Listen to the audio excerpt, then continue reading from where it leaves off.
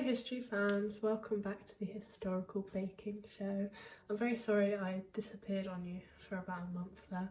It wasn't intentional, I just ran out of time to do life things. But we're back, content is planned and hopefully we are back for good.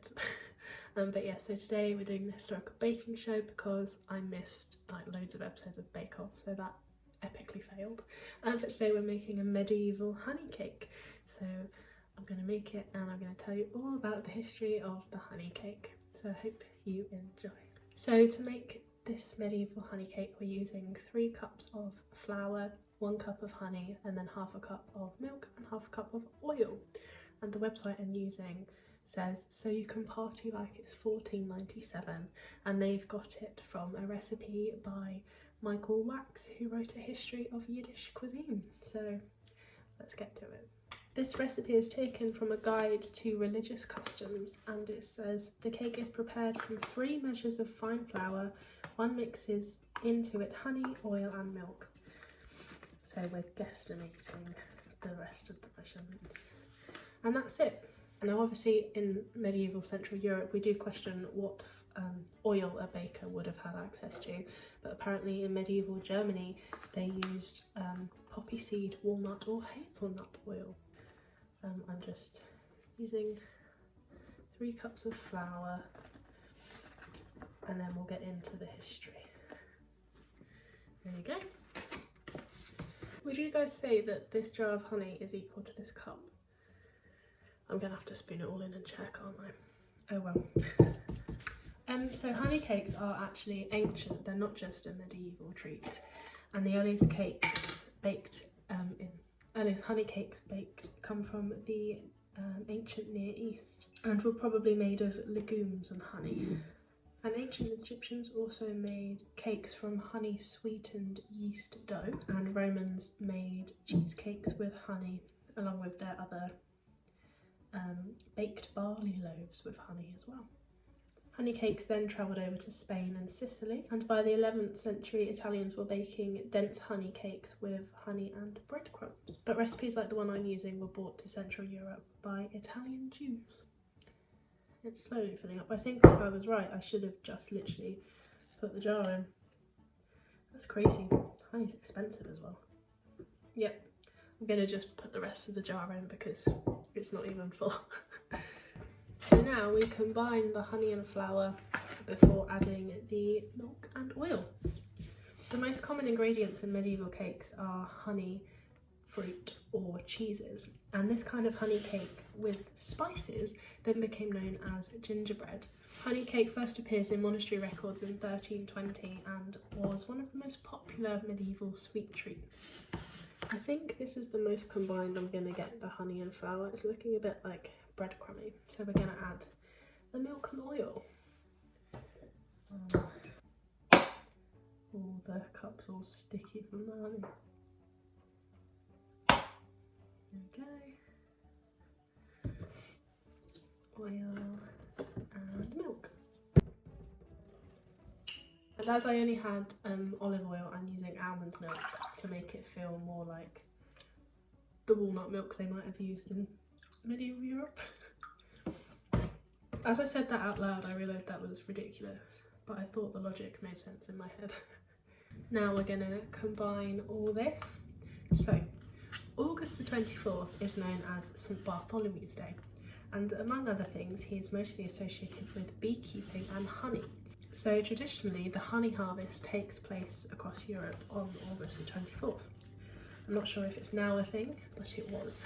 His day then became associated with honey wine or mead, and up until the 1950s, part of his day's celebrations was a blessing of the mead tradition, a blessing of the mead ceremony.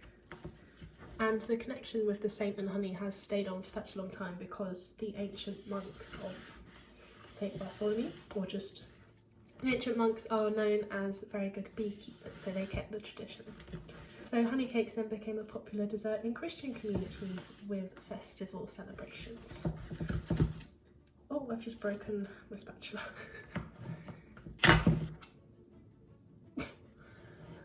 Okay, so now it looks like a paste. Can you see? Yeah. we are gonna smooth it into a cake tin and then bake it for... See, one recipe said you bake it for the length of time it takes for a candle to burn out, and then it said 30 minutes, but that recipe had like eggs and things, so we're gonna go with 15 and we'll come back and have a look, I think. But the batter doesn't taste great, I will tell you that. This is it, ready to go in the oven. We're gonna see if I can do a transition. Are we ready?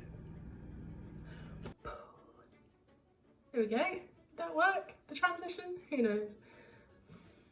It doesn't smell great, but it doesn't smell awful. But I'm impressed it rose that much. I didn't think it would, but I used self-raising flour, so cheated a little bit. I'm really not enjoying the smell. Oh, it's like cracking as I try to lift it out. Okay, I'm gonna try and get it on the tray. 2 seconds. Okay, don't want to burn myself. Ah! Oh god, oh no, oh no, oh no, it went straight on the worktop. Quick, get off. Don't burn the worktop, please. It's all good, we saved it. Nobody panic, it's fine. Here we go. So you're not supposed to ice it apparently, but you can put icing sugar on it, so I might do that when it's cooled a little bit. But for now, we'll try some. Ow, just touched the tray. Okay, we've got it properly off the tin and off the paper. So we're gonna try some. Let's give it a go. I'm impressed it rose that much because the picture on the website was like completely flat. But maybe they used plain flour rather than self-raising flour. Oh, it looks quite soft. That's surprising. Didn't expect it to look... Oh, it's fallen apart, but it looks like a normal cake.